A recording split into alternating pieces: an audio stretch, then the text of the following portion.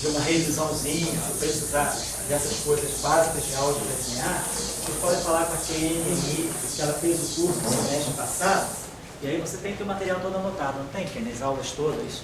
Se você até puder semana que vem trazer o caderno do segundo semestre, eu posso mandar fazer um xerox aí, do teu caderno todo, e disponibilizo para vocês. Porque para vocês precisarem ficar consultando o livro, pega o material que já está todo direcionado. Tá?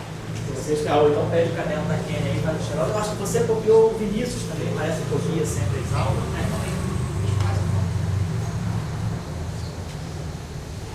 Depois, no final da aula, eu vou fazer uma proposta para vocês aí com o Dória, de vocês organizarem o materialzinho aí, para a gente fazer um material, um testezinho aí pro meio, né? Vinícius, você copia as aulas todas, não copia?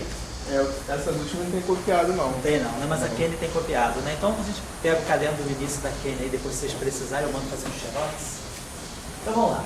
Bom, então, vou começar a fazer, agora estou confuso, se eu fiz isso com vocês nesse curso ou se foi no outro curso.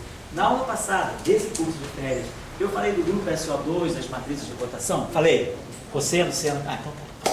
Então, o que nós vamos fazer agora é o seguinte. Da mesma forma como na aula passada, nós falamos que nós temos um espaço euclidiano bidimensional. Nesse espaço euclidiano bidimensional, nós temos os nossos vetores, né, representados, por exemplo, por uma matriz com um vetor coluna, uma matriz coluna. Nós definimos o produto escalar, o escalar V. Esse produto escalar, a métrica dele, como nós sabemos, no espaço euclidiano, é a identidade. Então, a gente pode escrever isso dessa maneira, simplesmente, que nós fazíamos rotações. A gente fazia aquilo que nós chamávamos das rotações passivas. Nós temos um vetor sendo observado, um vetor aqui sendo observado, será um vetor U sendo observado, e o que a gente fazia, em vez de rodar o vetor, a gente rodava os eixos coordenados. E aí a gente passava um sistema x, y, um sistema x', y', fazendo a rotação de um ângulo θ. E aí nós tínhamos visto que os vetores desse espaço, tanto faz U quanto V, eles vão ser rotacionados por uma matriz R de θ, né? Onde essa matriz, né, no caso eu fazia a rotação nesse plano, no sentido trigonométrico, a rotação é trigonométrica, então a matriz assume essa forma aqui, seno de θ, menos seno de θ, cosseno de θ. Então essa matriz aqui é a matriz que faz com que esse vetor U seja visto como um vetor U' para esse observador x', y'. Esse vetor é U para xy, mas é U' para x', y'. A matriz que faz a transformação é essa aqui. E as características dessa matriz são que ela seja ortogonal, ou seja, é uma matriz que satisfaz essa relação, e essa matriz tem traço nu. Opa, a matriz ortogonal a gente vai... ortogonal e determinante. Então são as características. Então é o grupo das matrizes 2x2, ortogonais e especiais. Determinantes, matrizes 2x2, ortogonais, determinantes, era isso. Então vamos trazer agora essa mesma ideia do espaço de Minkowski. Só que no espaço de Minkowski nós temos uma outra métrica. A ideia é a mesma, nós vamos estar trabalhando agora no espaço. Vamos trabalhar então agora no espaço do Minkowski, não no espaço euclidiano bidimensional, mas no espaço do Minkowski bidimensional. Onde eu vou ter agora um vetor V. Vamos colocar dessa forma. Ele vai ter componente V0, V1. Então imaginar que a componente V0 é a componente temporal e a componente V1 é a componente espacial. Mas no caso do vetor posição, se eu estivesse falando do vetor posição, esse vetor posição ele tem x0, vou colocar assim, x1. Ou seja, a coordenada CT, vou botar aqui x0 e aqui a coordenada x, né? CT é a projeção do eixo vertical e a coordenada espacial x é representada pela coordenada x. Então, quer dizer, a gente está dizendo que esse vetor tem coordenada x', vou colocar assim. Depois eu vamos apurar melhor. Tem que definir a noção de índice de cima e índice embaixo. Mas por enquanto vamos estar pensando que x0 é o tempo e x1 é espacial. Só temporariamente para a gente se acertar. Então, a gente vai agora definir a mesma coisa que a gente fez no espaço euclidiano. Pego dois vetores e vamos definir o produto escalar entre eles. Ou eu faço, pego a métrica, posso pegar aquilo que é a métrica, né, o elemento de linha, e dizer que o elemento de linha é dx0 menos dx1, menos dx1 total, C2 dt2 menos dx2. Eu também posso escrever dessa forma. C dt dx, aí aqui a métrica eta, e aqui C dt dx. Então a métrica é aquilo que define o produto escalar. Então, 1, 0, 0, menos 1. Se eu estivesse falando do produto escalar de dois vetores, eu teria x escalar y seria x transposto eta y. Né? Eu poderia escrever dessa forma: c dx c dy menos x. Estou no espaço de uma dimensão espacial. Tá lá, eu boto C2 aqui. Né? O que é importante agora é, eu vou introduzir a noção agora, nesse espaço vai ser uma rotação, mas no espaço onde eu tenho aquela meta. Então vamos ver que depois, no final da aula, essa rotação desse espaço corresponde a uma translação do nosso mundo em que o tempo está separado do espaço. Agora vamos ver isso. O que eu vou fazer? Uma rotação no espaço de Minkowski. O que é uma rotação? É uma transformação linear que muda os vetores. É como se agora, no espaço de Minkowski, eu estou fazendo exatamente, vocês podem seguir passo a passo o que nós fizemos no espaço euclidiano. Eu tenho esse sistema de eixos agora, CT x. E aqui eu tenho um certo vetor. Esse espaço-tempo bidimensional com essa métrica. E aí agora eu vou fazer uma rotação desse sistema de eixos. Vou passar para CT' x'. E aí a pergunta, eu tenho esse meu vetor, né? Eu tenho o meu vetor x, o meu vetor posição, nesse sistema de coordenadas CTx, ele tem coordenadas CTx. Nesse sistema, então, esse vetor aqui tem essas coordenadas CTx. Esse vetor posição, ou qualquer vetor, basta que seja um vetor em duas componentes, quer dizer, projetadas ao longo desses eixos. E suponhamos que eu pegasse agora, então vamos pegar o produto escalar. Esse vetor por um outro vetor. Y, CTx, CTy e aqui y. Então o produto escalar deles dois está definido. Vamos fazer uma rotação, perdão. Vamos fazer uma rotação nesse espaço. Então o que é uma rotação nesse espaço? Eu vou para o vetor x', onde agora eu vou ter uma matriz R que vai atuar em x. Uma matriz 2 por 2 que vai atuar misturando CT com x. A mesma coisa que eu vou fazer uma rotação, a mesma rotação, mas só que nesse vetor, quer dizer, nesse sistema de eixos. Então, um vetor passa a ter aquelas coordenadas segundo esses eixos, e o outro vetor, segundo esses eixos, também vai ter as coordenadas dadas por R e Y. O que nós vamos impor, como nós impusemos no caso das rotações euclidianas? Que o produto escalar seja preservado. Ou seja, eu vou fazer uma transformação que não mude os vetores, os modos dos vetores e nem os ângulos entre os vetores. Imaginando agora que a nossa definição de produto escalar é a definição feita com essa métrica aqui. Então nós estamos falando disso aqui, que o vetor x transformado, métrica eta, o vetor y transformado, isso aqui é, na verdade, né, o produto escalar de x' com y', vamos colocar desse modo, Isso aqui vai ter que ser igual ao produto escalar de x com y.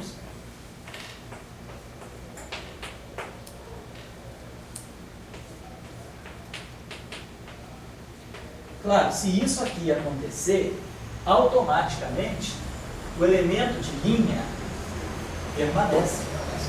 O elemento de linha permanece invariante. Se essa rotação atuando nos vetores x e y deixar o produto escalar entre eles invariante, é claro que esse objeto aqui é definido dessa forma. É dx eta dx, né? Quer dizer, isso aqui é o nosso famoso C2dt2 menos dx2. Se eu agora fizer uma transformação, então eu vou ter um ds' ao quadrado, que vai ser d vetor x transformado, vetor x transformado. Então, isso aqui é C2 dt' ao quadrado menos dx' ao quadrado. O que eu quero impor? Eu quero impor que essa transformação seja tal que ds2, ds' ao quadrado, seja ds2. Ou seja, a invariância do produto escalar também significa invariância do elemento de linha. É isso que nós vamos querer impor. Então, qual é a condição para que isso aconteça? Então, se eu quero que esse produto escalar aqui seja invariante, vamos escrever agora explicitamente esse produto escalar transformado em termos da matriz R.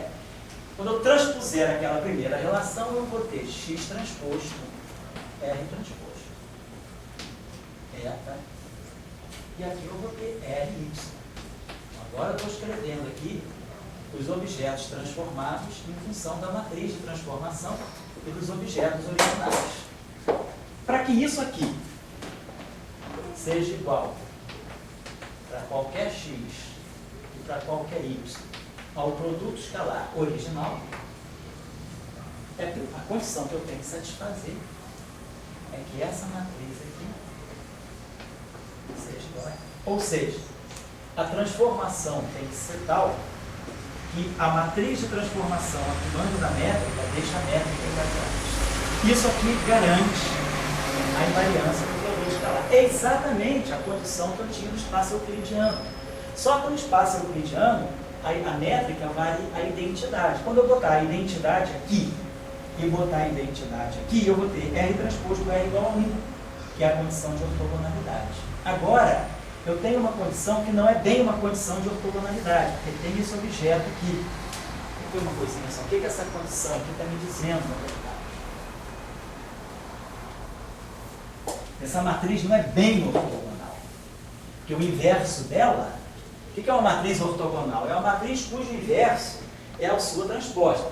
Se eu pegar aquela relação ali, vou pegar aquela relação lá, fazer o seguinte. Se eu pegar essa relação aqui e inverter, posso fazer o seguinte. Vamos fazer o seguinte, vamos multiplicar aquela equação por R a menos 1. Essa aqui é uma equação matricial. Então, vou multiplicar a direita pelo inverso de R. Boto um R menos 1 aqui, eu boto um R menos 1 aqui. O eta é uma matriz, então não posso comutar. Então, eu tenho que botar no lugar certo. Vou multiplicar essa equação, ambos os lados à direita, por R menos 1. Então, multiplicando ambos os lados à direita por R menos 1, eu vou ter R transposto vezes eta é igual a eta vezes R menos 1. Multipliquei a direita. Agora, essa matriz eta ela é 1, 0, 0, menos 1. Uma propriedade óbvia dessa matriz é que o quadrado dela dá identidade. Ou seja, a matriz eta menos 1 é igual a matriz eta. Só por extensão. É só pegar essa matriz aqui, inverter, que dá ela mesma. E se eu elevar ela ao quadrado, tem a identidade. Então, se eu multiplicar agora essa relação à esquerda por eta, eu vou ter o seguinte.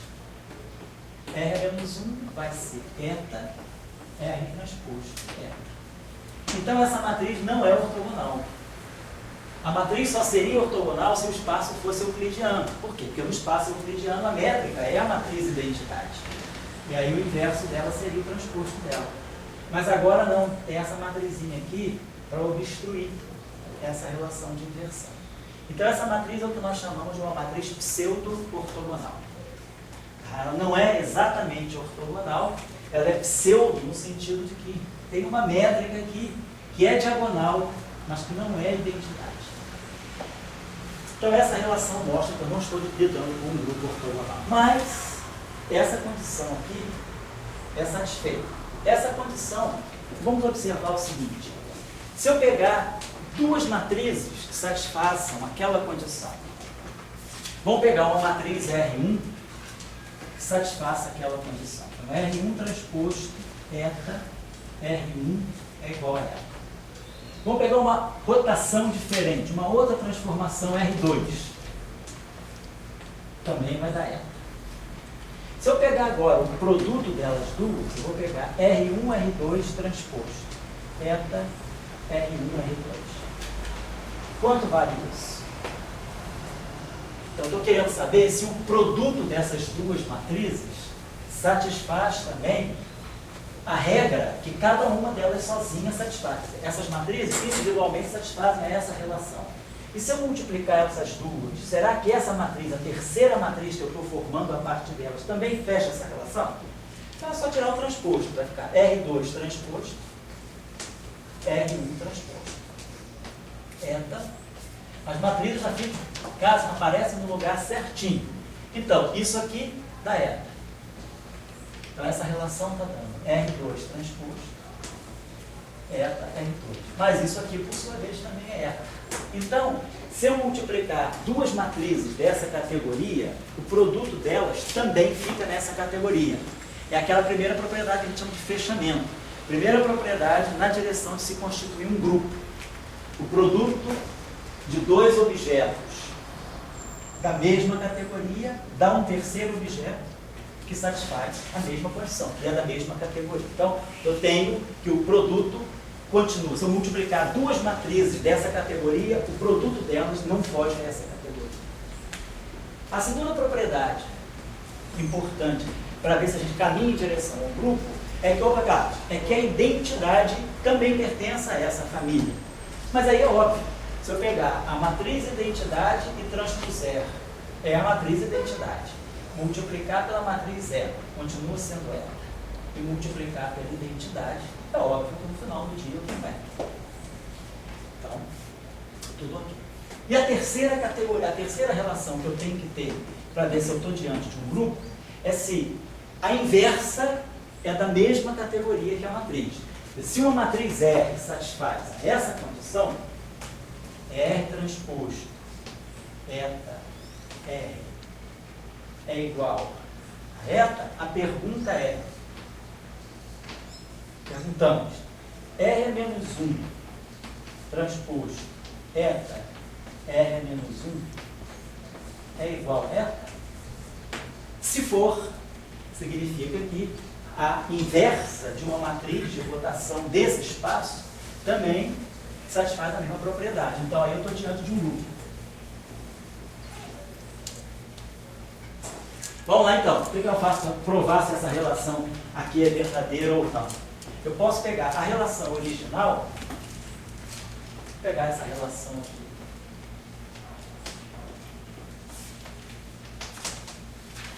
Vou multiplicar à esquerda essa relação por R transposta inversa. R transposta menos 1. E vamos multiplicar à direita por R menos 1. Então, se eu fizer isso, eu vou estar produzindo. Desse lado, eu vou estar produzindo eta puro. Estou liberando eta. Mas eu ganho os R do lado direito. Eu vou ter R transposto inversa, eta, R menos 1. Mas a gente sabe que a inversa da transposta é a transposta da inversa. Essas duas operações comutam. Se eu inverto e transponho, ou se eu transponho e inverto, o resultado é o mesmo. Então eu tenho isso aqui, é igual a eta R menos 1. Então, de fato, essa relação aqui, ela deixa de ser uma pergunta e passa a ser uma certeza. Então, essa relação é verificada. Então, é claro que eu estou diante do grupo. Então, as três propriedades são verificadas. Então, o conjunto de todas as matrizes R que fecham essa relação aqui forma um grupo, que nós chamamos de grupo, vamos dizer assim, ortogonal, no sentido 1-1. Na verdade, não é ortogonal, é pseudo-ortogonal por causa disso aqui, né? A pseudo-ortogonalidade está nesse resultado aqui, se vocês se lembram. R-1 é reta, R transposto é. O fato de eu colocar 1-1 já me diz que eu tenho uma métrica não trivial, que é 1 menos 1. Então, essa relação é uma relação de pseudo-ortogonalidade. Então, eu tenho uma matriz pseudo-ortogonal num espaço com direção, uma direção temporal e uma direção espacial. Se eu tirar agora o determinante dessa matriz, se nós pegarmos essa relação aqui, tirarmos o determinante de ambos os lados, o determinante da matriz transposta é o determinante da matriz original. Então, o determinante do produto é o produto dos determinantes. E ela tem determinante menos 1. Então, vai dar um menos 1 aqui e um menos 1 aqui. No final de tudo, a gente simplesmente obtém isso aqui. Determinante de R ao quadrado é 1. Então, toda matriz que é da categoria O11, ela automaticamente tem determinante menos 1. Mais ou menos 1. Bom, na aula passada, nós tínhamos visto que isso acontecia com as matrizes ortogonais também, O2. E aí a gente viu, se o determinante é menos 1, nós não temos uma estrutura de grupo. Por quê? Porque a identidade não tem determinante menos 1. A identidade já fura a condição do determinante menos 1. Uma outra coisa é que se eu produto multiplico duas matrizes de determinante menos 1, o produto delas é uma matriz de determinante mais 1. Fura essa categoria também. Então, para formar um grupo, a partir dessa condição, a gente impõe que vamos estudar todas as matrizes que têm um determinante, vamos nos concentrar no subconjunto de matrizes só com determinante 1. Que propriedade é essa? Qualquer matriz que tem determinante 1 chama-se matriz especial. É a matriz, né, a categoria S. Então, a gente vai criar o grupo SO1.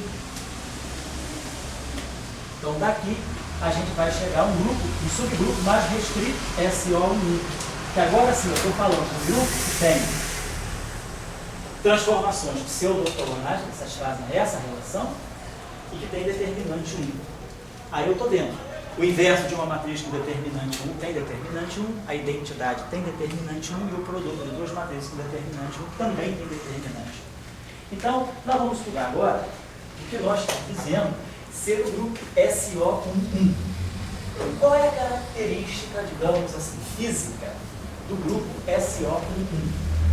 Ele é um grupo de rotações no espaço de Minkowski bidimensional que deixa invariante a métrica, ou seja, ele deixa invariante a propriedade de propagação da luz.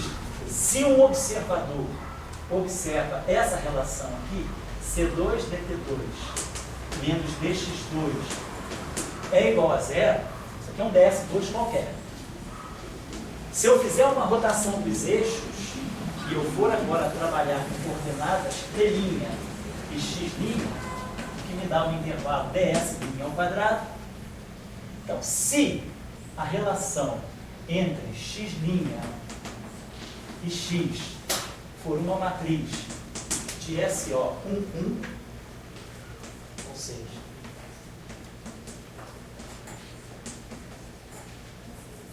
então, o que a gente vai ter? ds' ao quadrado igual a ds2. Então, a propagação das ondas, se ds2 for zero, significa que ds' ao quadrado também é zero. Então, se um vetor, eu estou num espaço cuja separação é um espaço tipo luz, se eu estou falando da propagação da luz, qualquer observador vai ver o mesmo intervalo, vai ver a mesma relação. Se CT é igual, se CDT é igual a dx para um observador, CT é igual a dx, CT' é igual a dx' para qualquer outro observador. Se o vetor é tipo tempo, ele permanece tipo tempo, porque se ds2 é positivo, isso aqui, a transformada dele é igual a ele, não permanece positivo. E se é negativo, é negativo. Então, a estrutura de espaço, de cone de luz, do espaço-tempo não muda quando eu faço esse tipo de transformação. E o cone de luz vai no cone de luz, ele é invariante. Então, dessa condição, o cone de luz é isso aqui. Ele não muda, O que está dentro dele não muda, o que está fora dele não muda. Então, esse tipo de transformação, ele não mexe na estrutura de cone de luz do espaço-tempo. Ou seja, ele não mexe na propagação das ondas eletromagnéticas. Todos os observadores vão ver a onda eletromagnética se propagar exatamente do mesmo modo. Está aqui, está escrito aqui. Então é isso que é o significado do grupo SO1. Agora vamos ver geometricamente o que isso está dizendo para nós. Então vamos agora fazer só um exercício de álgebra não linear. Tem que resolver um sisteminha de equações quadráticas. Então vamos organizar as propriedades que nós temos. Nós temos duas propriedades fundamentais para definir a matriz R que pertence ao grupo especial pseudo-ortogonal, SO1. Primeiro, R satisfaz a essa condição, deixa a métrica imutável e o determinante de R vale 1. Então vamos ver qual é a cara geral de uma matriz com essas propriedades. Então, eu não sei quem é R, vamos chutar. Suponhamos que a matriz R tem essa carinha aqui. Alfa, beta, gama e delta. Então, sei que alfa, delta, menos beta, gama, vale 1. É o determinante. Então, é uma condição imediata. E a outra condição é uma condição que vai me dar um sistema de equações quadráticas. Né? Eu vou pegar R transposto, que é alfa, gama, beta, delta, vou multiplicar pela matriz métrica e vou multiplicar de novo por alfa, beta, gama, delta. E quero que isso aqui seja a própria R.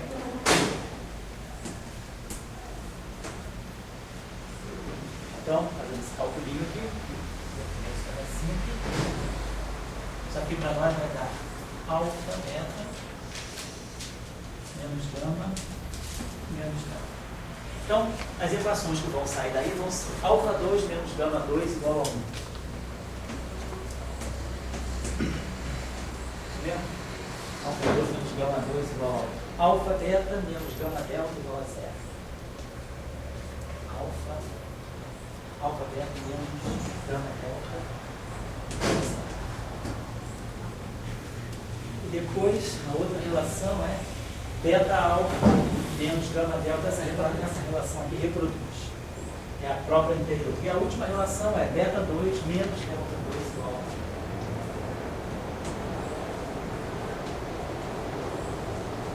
Igual a menos, né?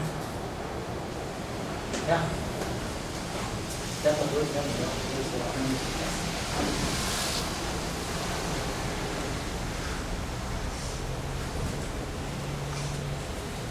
Beleza, então vamos em frente. Eu posso tirar daí. É um sistema de equações não lineares, então não é muito fácil eliminar, substituir que eu tenho equações de segundo grau. Mas vamos fazer aquele truque exatamente como a gente trabalhou no caso das matrizes ortogonais que eu fiz com vocês, o caso euclidiano, que era justamente para inspirar a gente aí. Vamos pegar a primeira relação, vamos escrever assim, ó, alfa, alfa, menos gama, gama, igual a 1. E vamos multiplicar essa relação por delta. Então vai ficar alfa, alfa, delta, menos gama, gama, delta, igual a delta. Vamos usar agora a segunda equação. Gama, delta é igual a alfa, beta. Né? Gama, delta é igual a alfa, beta. Aí a gente pode botar o alfa em evidência. Então vai ficar alfa, alfa, delta, menos beta, gama, igual a delta. Isso é um determinante, que vale 1. Nós sabemos de ponto de partida que essa matriz tem determinante 1. Então isso aqui vale 1. Então eu já mostrei que delta é igual a alfa. Essa matriz já não é tão geral assim. Esse elemento aqui tem que ser igual a esse. Vamos pegar agora essa relação aqui, que é a relação dos betas e dos gamas. Posso pagar aqui? Olha aí, ó. Pode falar. A última não é beta, né? Beta 2 menos delta 2. É, você tem razão. Do Reis. Beta, obrigado, cara. Delta, estava errado, delta, eu errei aqui, ó. Delta 2 menos delta 2. Obrigado, tá? Então, vamos lá. Beta 2 menos delta 2 igual a menos 1. Então, vamos lá. Beta menos delta igual a menos 1. Vamos multiplicar essa relação por gama. Tá? Beta, gama, menos delta, gama, igual a menos gama. Vamos usar a segunda relação. Gama delta igual a alfa beta.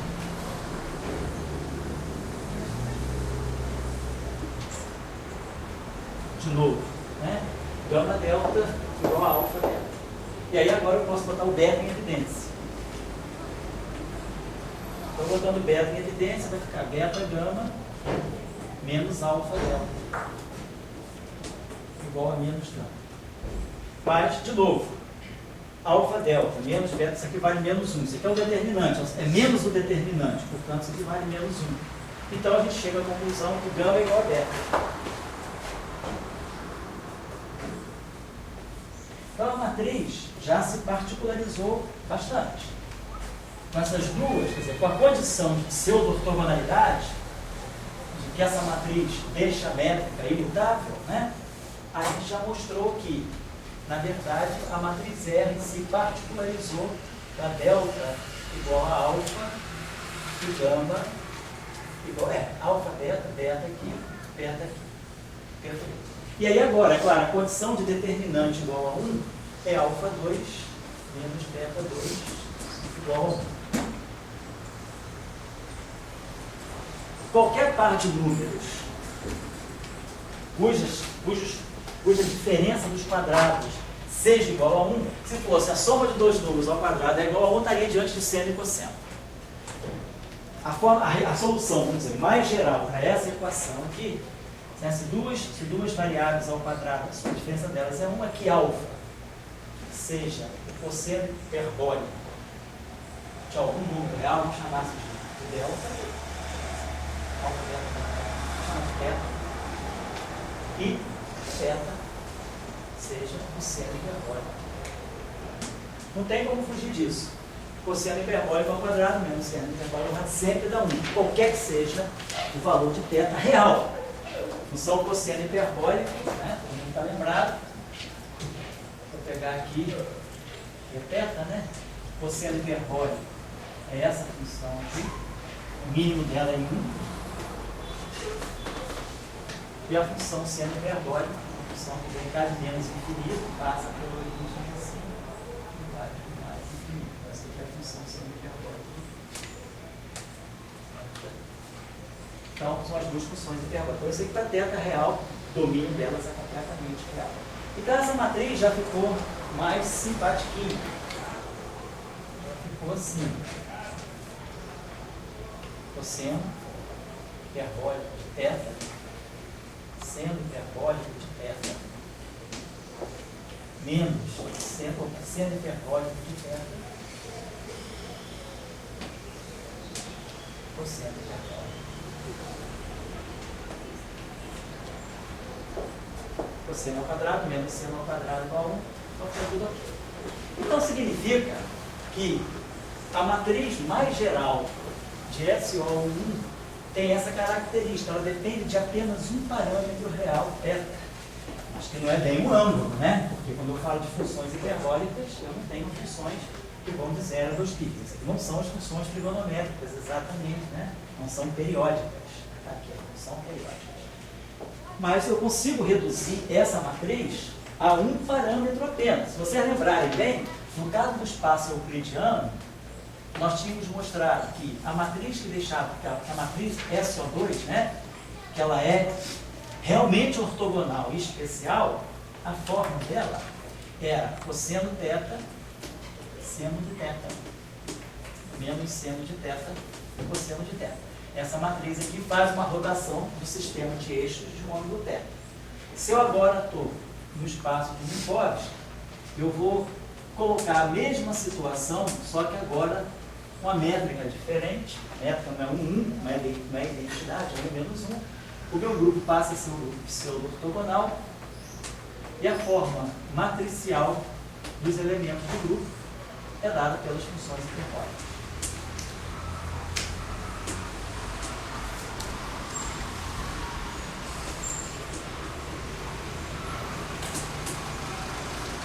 Está tudo aí. Vamos em frente para ver o que está acontecendo de física agora. Aqui eu sei qual é a física que está aqui. É um sistema de eixos que foi rodado. Então eu passei desse observador para esse observador.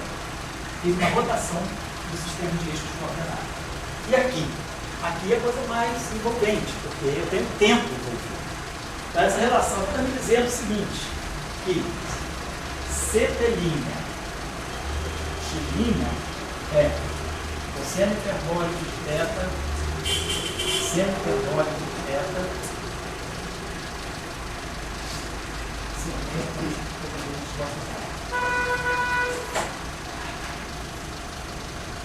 seno hiperbólico de θ, cosseno hiperbólico de θ, CT.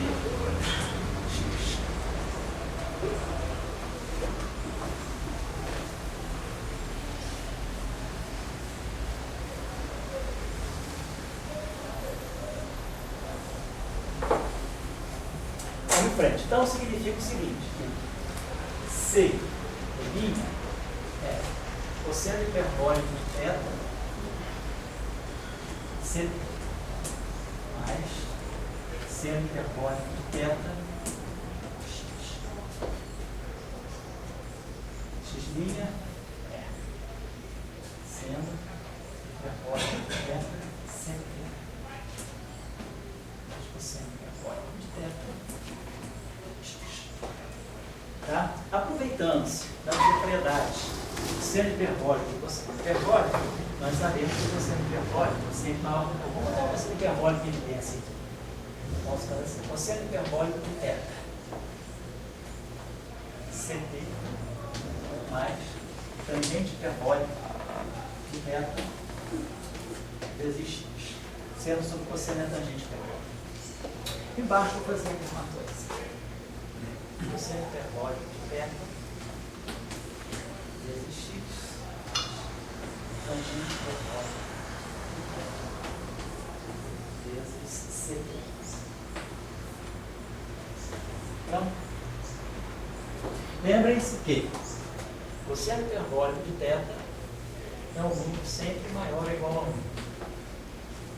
Porque a tangente hiperbólica de θ, que é o seno hiperbólico sobre o cosseno hiperbólico, portanto, é a θ menos E menos θ sobre E a θ mais E menos θ, como esse denominador. Tudo isso aqui é sempre positivo e é sempre maior do que 1. Isso aqui pode ser 0, pode ser negativo.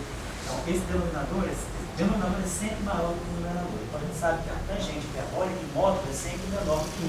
No infinito, ela tende a 1 e menos infinito, ela tende a menos 1. Módulo, a tangente hiperbólica de θ, e módulo é sempre menor que 1, ela tem esse gráfico aqui, uma função limitada assim.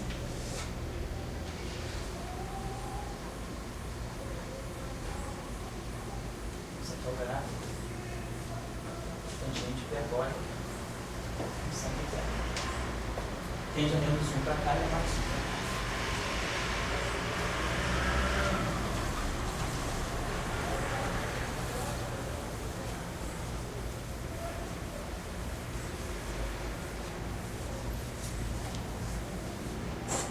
Pensar aqui uma coisa.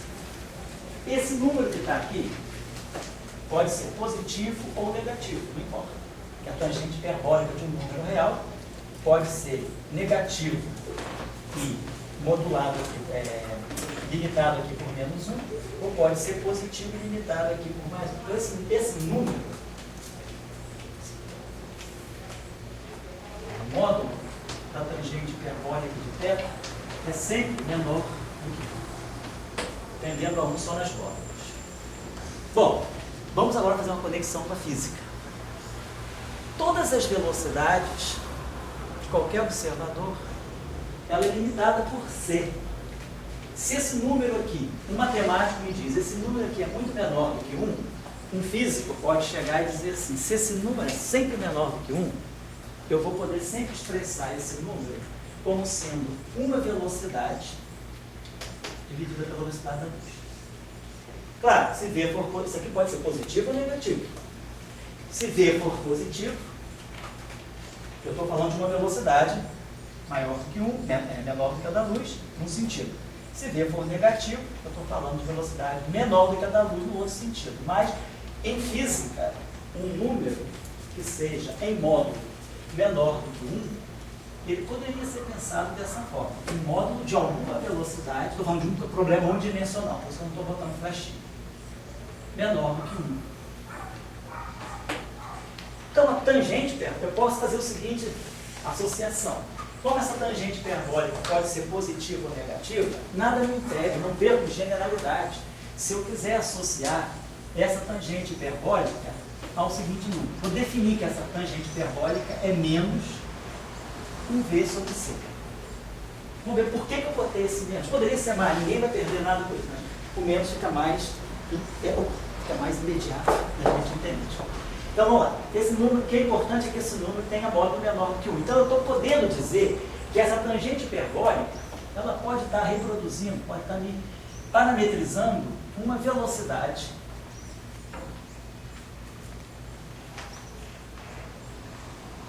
menor do que C. Vamos poder isso pode dizer. Agora, quem conhece a tangente hiperbólica, automaticamente conhece o cosseno hiperbólico. Nós sabemos que cosseno hiperbólico ao quadrado menos seno hiperbólico ao quadrado vale 1. Se a tangente hiperbólica, que é o seno hiperbólico, sobre o cosseno hiperbólico, valeu um certo valor, sei lá, alfa, então nós vamos ter aqui cosseno hiperbólico ao quadrado menos seno hiperbólico ao quadrado menos alfa 2, cosseno hiperbólico ao quadrado vale 1. Cosseno hiperbólico ao quadrado, 1.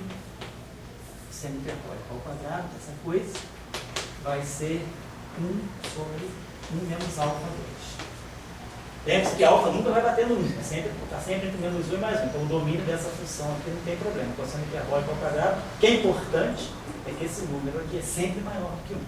Então o cosseno hiperbólico, como nós sabemos que o cosseno hiperbólico é sempre uma função positiva, o cosseno hiperbólico, o menor valor que ela tem é um parabolão aberto assim, né? Ela só pode ser positiva, então não tem nem problema de sinal menos. Então, eu posso associar isso aqui com seno raiz quadrada de 1 menos alfa 2. Mas alfa é V sobre C, 1 menos V2 sobre C2. Vamos dizer isso aqui. Então, eu já comecei a acertar bastante coisa, já comecei a ter que, posso já escrever isso aqui da seguinte maneira. Cosseno hiperbólico de θ é 1 sobre a raiz quadrada de 1 menos V2 sobre C2. CP. E aí, eu adotei que a tangente hiperbólica de θ vale menos V sobre C.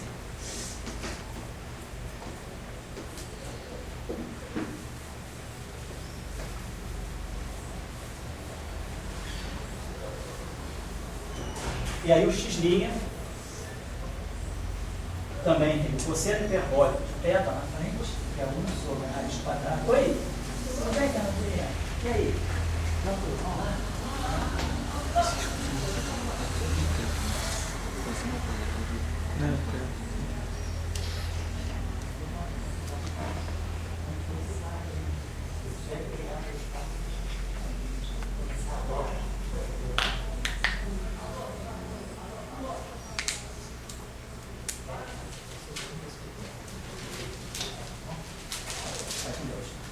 Então, 1 menos V2 sobre C2. Aqui eu me esqueci. Era x menos V sobre C, que é a tangente hiperbólica, vezes C. Então, esse C cancela com esse C. Então, nós chegamos finalmente a um conjunto de transformações. Se quiser, eu posso aqui nessa equação dividir tudo por C. Porque T' é igual a 1 sobre a raiz quadrada de 1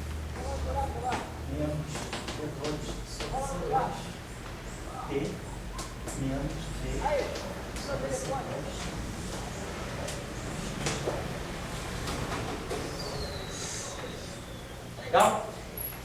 Então, nós já conhecemos essa transformação aqui e essa transformação aqui. Vou tirar o C aqui. Ó.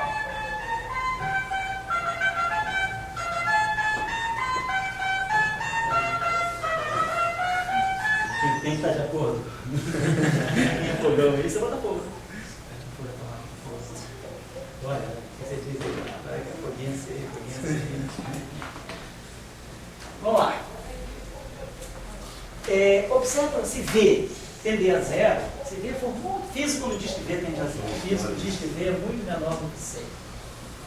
Se V é muito menor do que C, esse troço aqui vai a zero e eu fico x' igual a x menos VT. O que significa isso lá? Todo mundo que fez física galileana. Você tem um observador em repouso.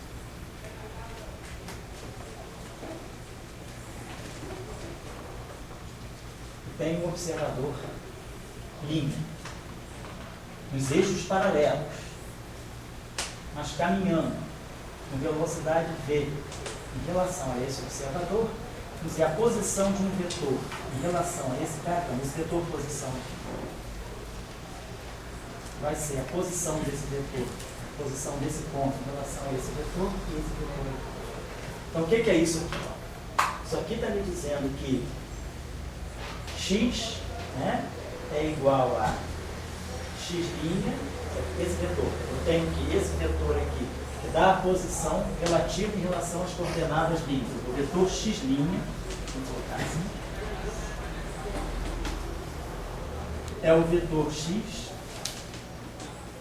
menos a posição instantânea da origem desse observador que está em movimento. Vamos chamar esse vetor aqui de O'.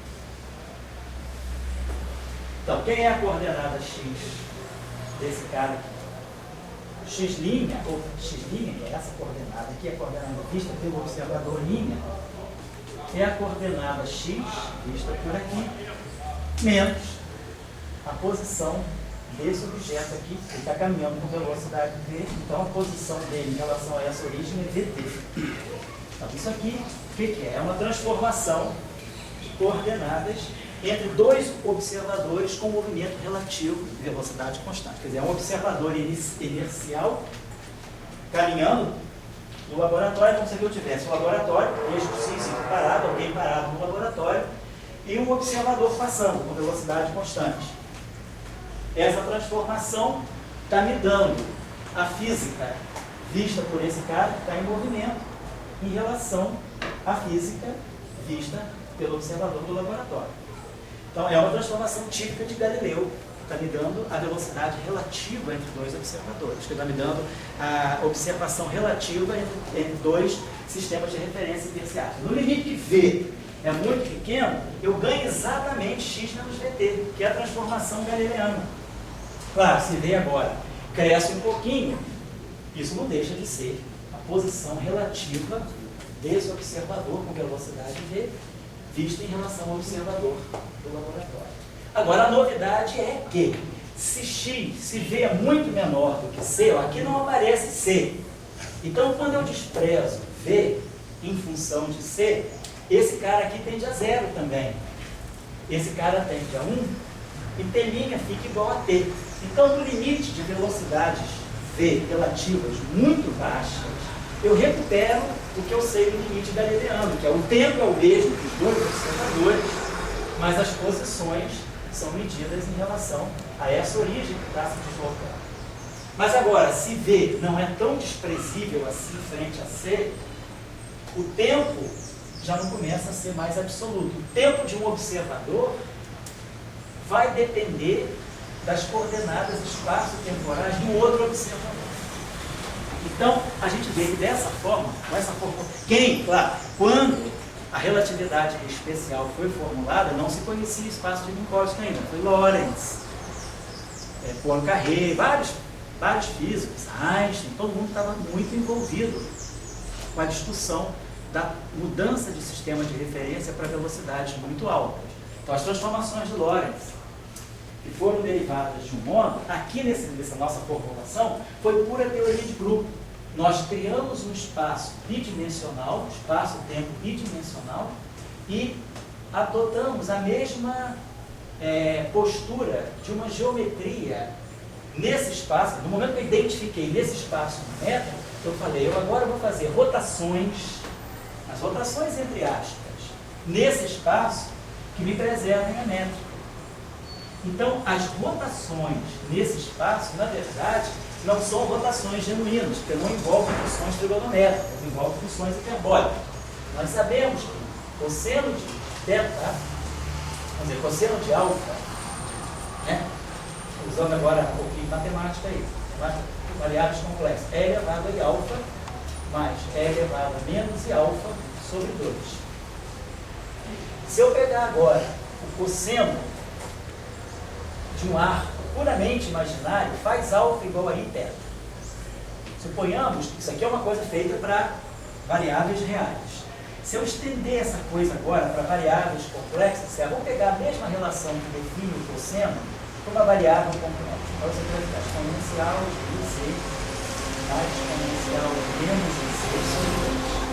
Estou fazendo o que a gente chama de uma extensão analítica. Estou pegando uma função que eu conheço ser de uma variável real, dizendo eu vou manter essa função como sendo agora uma função de uma variável complexa. E nesse caso, se essa variável z for puramente imaginária, suponhamos que eu tome z igual a i θ, um arco puramente imaginário. Então, o que significa um ângulo imaginário? Isso aqui significa exponencial de menos θ mais exponencial de mais θ sobre 2. Mas isso aqui é o cosseno hiperbólico. Então, a gente pode imaginar que o cosseno hiperbólico de um ângulo real, de um número real, pode ser visto como sendo uma rotação de um ângulo puramente imaginário. A relação está aqui. Então, é como se eu estivesse fazendo, nesse espaço de Minkowski, é como se eu criasse uma rotação de um arco imaginário. Aquilo que no espaço de Minkowski é uma rotação de um arco imaginário, no espaço real das coordenadas, é uma translação que faz a relação entre dois observadores de movimento relativo. Então, a formulação do espaço de Minkowski, vamos colocar assim, é uma formulação mais abstrata, mas que ela me deu uma maneira mais sistemática de eu entender as transformações de Lorentz como sendo uma propriedade geométrica desse espaço. Eu tenho um espaço bidimensional, um tempo e espaço, uma métrica que não é euclidiana, uma métrica chamada pseudo-riemanniana ou pseudo-euclidiana, e ela tem um sinal negativo. Então, essas métricas, né, que tem essa categoria de sinal negativo, alguns negativos, né, essas são chamadas métricas pseudo-euclidianas ou pseudo-riemannianas. Então, eu estou num espaço com uma métrica pseudo-riemanniana ou pseudo-euclidiana, uma rotação nesse espaço é equivalente a uma translação do espaço coordenado. Então, aquilo que soou como uma rotação no espaço de Minkowski, deixando a estrutura de cones de luz invariantes, ela é, na verdade, uma transformação entre dois observadores em movimento relativo. Então, eu tenho, nesse caso, né, eu tenho uma coordenada só, então eu tenho um eixo x, aí tem a origem dele aqui, aí tem um observador O' caminhando, vamos dizer, para a direita, com velocidade v. Então, a posição, então, se eu pegar aqui a posição de uma partícula com coordenada x para O, ela é x menos vt para O'. O' vai ver isso aqui, que é x menos vt. Então, se agora a velocidade não é tão pequena comparada com a velocidade da luz, no fundo o que eu estou fazendo é isso. É um observador que está se deslocando para cá, uma velocidade tão próxima da luz quanto eu queira, ou tão zero quanto eu queira, uma velocidade qualquer, pode ser muito menor do que c, ou aproximadamente c, e eu estou fazendo a transformação entre um objeto visto por esse observador que está se movendo e esse observador, que vamos considerar que seja o observador do laboratório. Está claro qual é o problema? Então, isso aqui é que são chamadas as transformações de Lorentz, que definem a relatividade especial. Só que, claro, nesse caso nós fizemos um problema unidimensional. Próxima aula nós vamos generalizar isso para 3 dimensões, para o nosso mundo, a estrutura mesmo. O que eu queria que vocês percebessem é o que está por trás do jogo, que a estrutura de geometria que está por trás é que vai facilitar muito a nossa vida na próxima aula. Eu já vou dar só um tantinho aqui, vou dar um intervalo realmente de 5 minutos, daqui a pouco eu estou com as costas. Então, pessoal, demonstração de teoria de grupo para Chopin. Essa visão da teoria de grupo apareceu mais no final da década de 20, com a formulação do grupo de Lorentz. Wigner, Dirac, aí o pessoal começou. Já pensou no espaço de Pote, já houve essa formulação de espaço de Pote. Quer dizer, vamos dizer assim, o grupo de Lorentz ele foi entendido no final da década de 20 e o grupo de Poincaré na década de 30. Que aí é o que completa a nossa visão, que é uma partícula relativista. Tá bom? Eu vou dar só mais uma coisinha aqui para dar uma adiantadinha e eu vou parar. Só para vocês perceberem o seguinte. Então nós vimos o seguinte, a estrutura geral de uma matriz SO1, quer dizer, o papel do grupo SO1 é fazer transformações de Lorentz. É o grupo das transformações de Lorentz. Fisicamente é aquilo ali que está acontecendo. E a estrutura da matriz é essa aqui. Vou repetir aqui mais uma vez só, cosseno hiperbólico de θ, seno hiperbólico de θ, seno hiperbólico de θ, cosseno hiperbólico de θ. Lembrando que eu posso também escrever dessa maneira. 1 sobre, botei o cosseno hiperbólico em evidência, 1 sobre raiz quadrada de 1 menos V2 sobre C2. E aí aqui fica 1 menos V sobre C, menos V sobre C.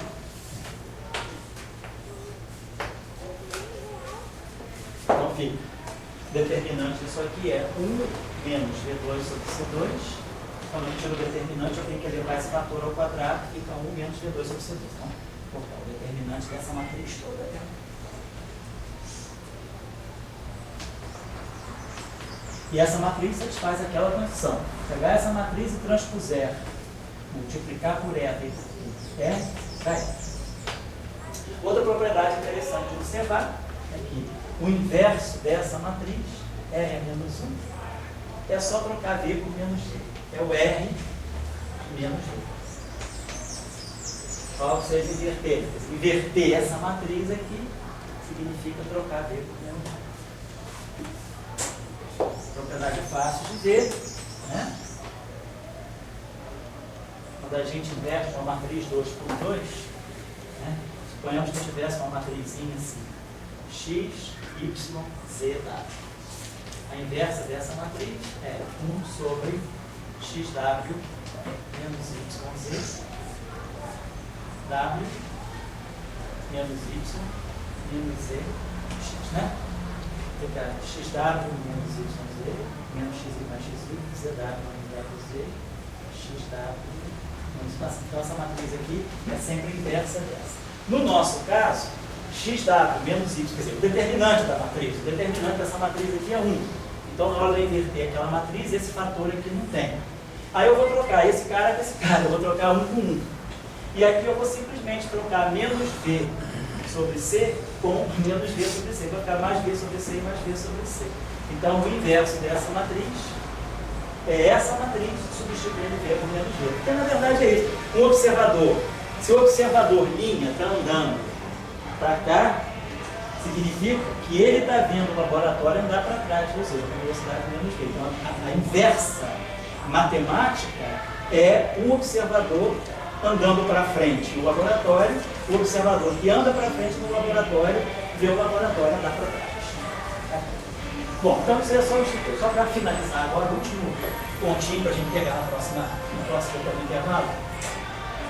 Vamos pegar aquela matriz R, vamos fazer um truque que todo físico adora. Quem mais é matemático além do Diego? Então, você é engenheiro, né? Então você gosta mais ainda do que a gente. Que é tomar aproximações quando o parâmetro tende a zero. Todo físico, oscilador harmônico, aproximação x tendendo a zero, isso aí resolve tudo em física, né? A física é sempre no limite de alguma coisa tendendo a zero. Vamos lá. Se θ tende a zero, O seno hiperbólico tende a 1. Seno hiperbólico é θ. Tende a 0 com θ. Seno hiperbólico de x tende a 0 igual a x.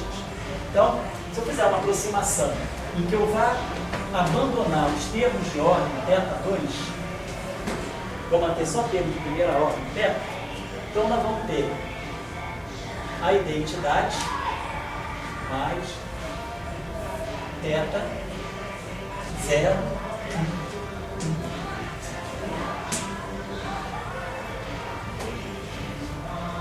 Aí, pode rir, tem todo o direito.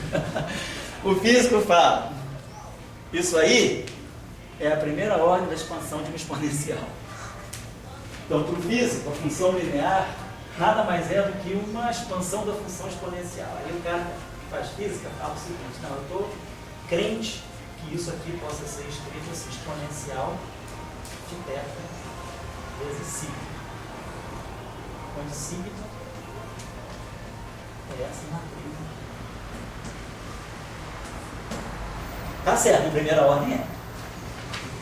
Aí, mas a gente, física, esse raciocínio, vamos dizer assim, dentro da metodologia é isso.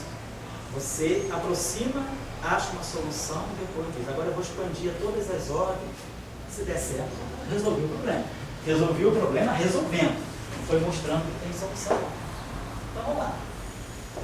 Então, isso tudo tá, o guess que a gente está fazendo aí é dizer o seguinte, em primeira ordem, em θ, é um argumento, da verdade, que está por trás dos grupos de Lie.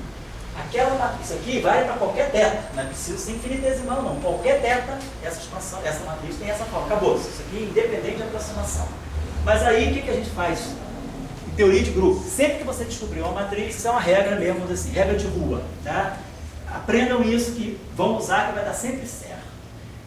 Faz a expansão de um parâmetro muito pequeno e mantém em primeira ordem do parâmetro. Isso aqui vai mostrar para a gente quem são as matrizes geradoras. Isso aqui é o gerador.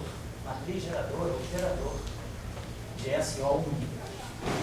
E aí, o argumento que a gente usa é que a matriz que pertence ao grupo, ela é exponencial um parâmetro físico, faz a rotação, faz alguma coisa, vezes o gerador. Daí a gente fala, se eu descobrir um gerador fazendo a expansão infinitesimal, eu agora jogo o gerador para o expoente e digo, ó, em princípio eu acho que eu resolvi. Qualquer matriz R pode ter essa forma. Então o que nós vamos mostrar agora, depois do intervalo, é que se eu expandir essa exponencial a todas as ordens, somar essa série infinita, a gente vai obter essa matriz aqui, tá bom? Então, eu resolvi o problema. Então, o que eu estou querendo mostrar para vocês é só para deixar claro o que eu estou fazendo. Nós, a partir da transformação, procuramos entender o que é o gerador. E aí a gente pode ver que essa matriz que tem essa forma, ela pode ser vista de uma forma mais interessante para a física. Na verdade, não é óbvio que eu tenho aqui, mas na verdade eu estou exponenciando uma matriz em um parâmetro. Então, qualquer transformação de Lorentz, ela vai ser vista como esse parâmetro e esse gerador. Qual é o significado físico desse parâmetro? Aqui, a tangente hiperbólica de θ é menos V sobre C. Então, esse parâmetro que está aqui, θ LA, tangente hiperbólica, menos V sobre C. Nas próximas aulas, nós vamos aproveitar isso para poder fazer o grupo de Lorentz em 3 dimensões de uma maneira bem simples. A gente já sabe qual é a estrutura. Em física, a gente tem que acostumar com essas coisas também. Perceber o que você pode fazer numa dimensão mais fácil e que você pode extrapolar para outras dimensões. Nem sempre isso é verdade, a gente tem que ter muito cuidado. Quando é que eu fazendo um cálculo em 2 dimensões eu posso estender para 4? Quando é que um resultado de 2 dimensões é válido em 4? Pode ser que não seja verdade. Hoje nós vimos um exemplo que contradiz isso.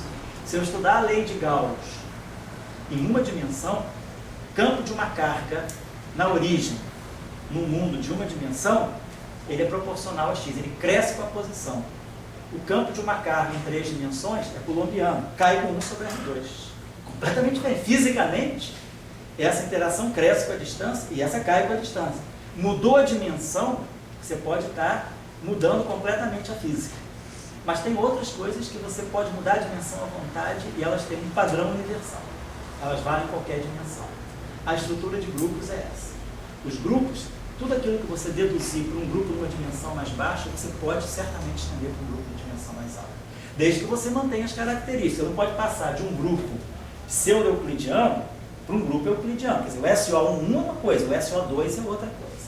Mas quando nós formos fazer, na próxima aula, o SO13, a gente vai poder aproveitar exatamente essas lições. Eu vou dar 5 minutos de intervalo e a gente fecha as 3 horas, tá? Só para a gente dar uma relaxada. Vocês também devem estar tensos aí, né?